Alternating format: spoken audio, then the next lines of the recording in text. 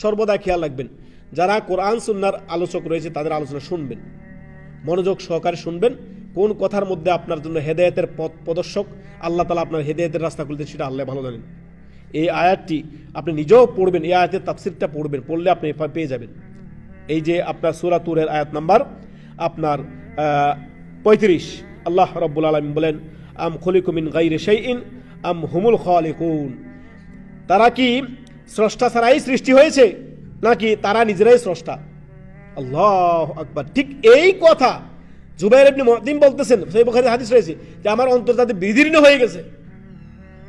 কত চমৎকার অলংকারপূর্ণ কথা, যে তারা কি স্রষ্টা ছাড়াই সৃষ্টি হয়ে গেছে নাকি তারা নিজেরাই নিজেকে সৃষ্টি করেছে?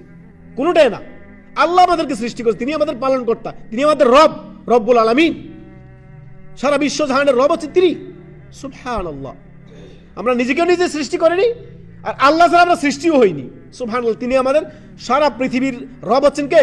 আল্লাহ। সমস্ত সৃষ্টির রব হচ্ছে কে? আল্লাহ। সুবহানাল্লাহ। এই একটি কথা তিনার জীবনকে উলটপালট করে রেখে দিয়েছেন, সাথে সাথে তিনি ইসলাম কবুল করে ফেললেন। সুবহানাল্লাহ। অথচ তিনি গিয়েছেন কি বদরের যুদ্ধের এই যে বন্দীদেরকে ছাড়ানোর জন্য, অথচ সেখানে গিয়ে তিনি ইসলামের ছায়া তোলে। সুবহানাল্লাহ। হেদায়েতের কথা কার কোন কথার মধ্যে আল্লাহ তাআলা হেদায়েত দিয়ে দেন সেটা রব ছাড়া কেউ জানে না। অতএব কখনো কোনো কথাকে কখনো ছোট করে দেখবেন না। কোরআন সুন্নাহর কথা তো আল্লাহ এবং তার রাসূলের কথা, যেখানে আল্লাহ এবং তার রাসূলের কথা আলোচনা করা হয়, আপনার ফায়দা না হলে আপনি শুনেন, ফায়দা অবশ্যই হবে, কারণ আল্লাহ এবং তার রাসূলের কথা সাল্লাল্লাহু আলাইহি ওয়াসাল্লাম।